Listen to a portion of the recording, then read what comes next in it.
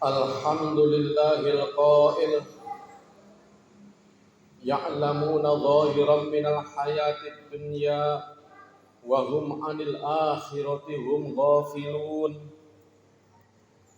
Ashhadu an la ilaha illallah wahdahu la syarika lah wa ashhadu anna Muhammadan abduhu wa rasuluh. Allahumma salli wa sallim ala asyrafil anbiya'i wal mursalin Sayyidina Muhammadin wa ala alihi wa sahbihi ajma'in, amma ba'd. Faya ayyuhal muslimun usikum wa iyaya bitaqwallah faqad fazal muttaqun. Wasma'u ma qala Allah ta'ala fil Qur'anil Karim. A'udzu billahi minasy syaithanir rajim. Walaqad zara'na li jahannama katsiran minal jinni wal ins lahum qulubun la yafqahuna biha wa lahum a'yunun la yubsiruna biha wa lahum adhanun la yasma'una biha ulaika kal an'ami bal hum adall ulaika humul ghafilun wa ulaika humul ghafilun. Shadaqallahul adzim. Hadirin kaum muslimin rahimakumullah, terlebih dahulu kami sampaikan wasiat takwa khususnya untuk diri pribadi kami dan kepada kita sekalian. Marilah kita terus berupaya memperbaiki dan meningkatkan kualitas ketakwaan kita kepada Allah Subhanahu wa taala dengan terus berusaha menjalankan segala perintah-perintahnya dengan keikhlasan penuh, dengan mengharapkan rahmat dan ridha Allah semata-mata. Juga kita berusaha menjauhi segala larangan-larangannya, juga dengan mengharapkan rahmat dan ridha Allah Subhanahu wa taala. Kaum muslimin rahimakumullah, alhamdulillah kita patut bersyukur sebagai bangsa Indonesia.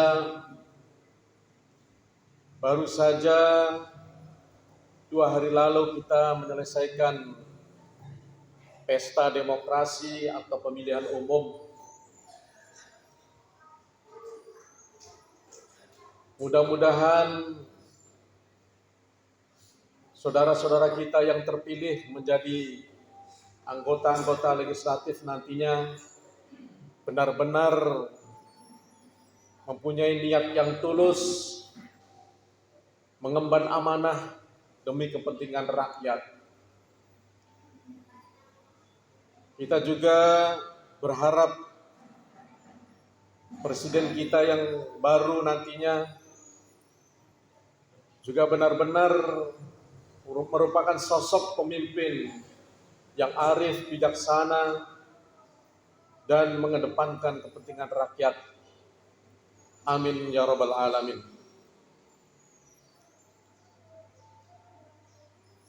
Tentu setelah itu kita tidak perlu lagi sesama tetangga, sesama saudara, sesama teman di kantor yang tadinya mungkin karena berbeda pilihan agak tegang-tegang, ya sudahlah, tidak usah kita lanjutkan karena yang rugi kita sendiri. Nanti yang duduk di DPR orang lain, kita berkelahi dengan saudara kita. Itulah sebabnya mari kita ciptakan suasana yang kondusif sama-sama. Kalaupun di antara kita misalnya ada yang kurang puas karena menurut kita terjadi ketimpangan-ketimpangan, biarlah kita selesaikan melalui jalur hukum yang sudah ditentukan oleh pemerintah. Sehingga di antara kita sendiri, sesama saudara, sesama teman, tidak perlu bermusuhan, tidak perlu berkepanjangan baku bencinya, baku sindir dan lain sebagainya.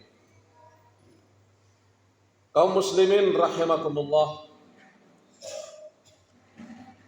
tadi pagi saya membaca satu artikel pendek yang diungkapkan atau ditulis oleh salah seorang tokoh militer, Bapak Jenderal Kiki Syahnagri. Saya ambil dari suaramerdeka.id. Beliau menceritakan tentang tentara musuh yang berhasil memasuki sebuah desa, di mana di dalam desa itu yang laki-lakinya dibantai, yang laki-lakinya diusir, dan seluruh perempuan-perempuan di desa itu diperkosa satu persatu. Semuanya tidak bisa melawan para perempuan itu, kecuali ada satu sosok perempuan yang berani melawan tentara musuh itu. Apa yang dia lakukan? Dia benar-benar melawan, meronta, bahkan kemudian berani membunuh tentara musuh hingga memenggal kepalanya.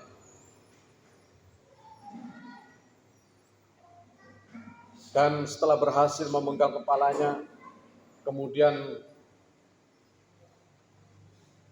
berkumpullah warga desa yang tersisa itu, para perempuan-perempuan yang sudah diperkosa. Dengan itu ibu yang membawa kepala tentara musuh. Tentu saja perempuan-perempuan yang gagal mempertahankan kehormatannya kemudian berhasil diperkosa, awalnya kagum sama si ibu itu. Hebat, beraninya kau. Bagaimana caramu? Kita tidak berani melawan itu, tentara musuh itu, tapi engkau bisa membunuh. Ya, kemudian perempuan yang berani itu menyatakan, bagi saya iskariman al mutsyahidan, kehormatan adalah segalanya. Makanya saya berani. Sebelum saya dinodai, saya berusaha melawan dan sambil berdoa kepada Tuhan supaya saya diselamatkan, dan akhirnya berhasil dia menang. Tapi apa yang terjadi? Perempuan-perempuan lain yang tadinya kagum, tiba-tiba ada satu dua yang kemudian, bagaimana kalau kita ketemu suami kita? Kita malu ini. Masa kita tidak bisa melawan, sementara itu ibu bisa melawan. Kita seakan-akan pasrah. Akhirnya omongan-omongan itu nyambung dari telinga ke telinga satu, dan kemudian seluruh perempuan yang gagal mempertahankan kehormatannya itu, tiba-tiba ada satu provokator, ada satu yang punya ide miring. Wah, supaya kita tidak malu di depan suami kita, supaya kita terjaga kehormatan kita bahwa kita satu desa ini memang tidak mampu meronta sehingga kita ternodai semua, mari kita bunuh saja ini ibu. Dan itu kemudian terjadi. Si ibu yang hebat itu, si ibu yang berhasil membunuh tentara musuh itu, kemudian naudzubillah rame-rame dikeroyok oleh saudara-saudaranya sendiri yang sama-sama perempuan yang telah ternoda.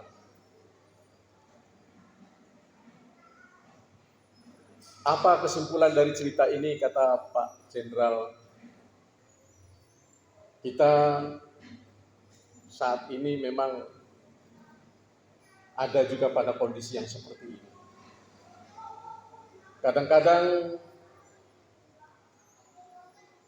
ada kebenaran itu justru menjadi salah ketika yang salah itu dibenarkan oleh orang banyak.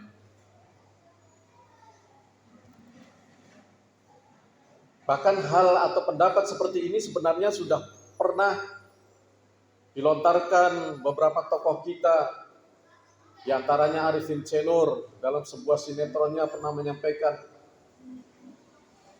hidup ini, dunia ini sudah edian katanya. Kalau tidak edian tidak kebahagiaan. Kadang-kadang sebagian besar orang putus asa, sehingga misalnya dalam bisnis, dalam berdagang, bagaimana supaya berhasil, kemudian karena ada yang berhasil menggunakan cara-cara mistik, minta kepada setan, minta kepada dukun, kemudian berhasil. Yang lain lihat, oh iya, banyak yang ikut seperti itu. Dan yang kemudian yang menceramahi, karena sudah banyak misalnya yang melakukan seperti itu, yang menjadi penceramahnya, yang ingin meluruskannya, kemudian menjadi dianggap tidak baik. Hadirin kaum muslimin rahimakumullah. Mendengar kisah ini, saya teringat ayat yang saya sampaikan tadi, ada di dalam surat Al-A'raf 179. Kata Allah, "Walaqad dzara'na li jahannama katsiran minal jinni wal ins." Sungguh aku telah menciptakan neraka jahanam itu, yang nanti banyak menempati di neraka jahanam itu adalah golongan jin dan manusia. Naudzubillah. Manusia, Pak. Kitalah calon penghuni neraka jahanam yang disebut banyak oleh Allah. Kenapa kita disiapkan jahanam oleh Allah? Kata Allah, karena sebagian di antara kita lahum qulubun la yafqahuna biha. Karena Allah telah memberi hati, memberi kolbu yang bersemayam di dalam dada kita, tetapi ya, kita tidak pergunakan dengan sebaik-baiknya untuk mengamati, untuk menghayati, untuk memikirkan. Kita diberi pemahaman, diberi otak, tidak dipergunakan untuk bagaimana memikirkan mana yang benar dan mana yang salah. Sampai-sampai kadang-kadang ada kesimpulan walaupun dia benar tetapi tidak ada temannya, sementara yang salah itu karena banyak temannya, maka yang salah itu kemudian menjadi benar, yang benar menjadi salah. Sayyidina Ali radhiyallahu anhu pernah menyampaikan, al-haq bilan nizam yakdibuhul batil bin nizam. Karena memang kebenaran yang tidak terorganisir itu akan dikalahkan oleh kebatilan yang terorganisir. Persoalannya ada di mana? Persoalannya adalah kita kadang-kadang ragu-ragu untuk memegang kebenaran.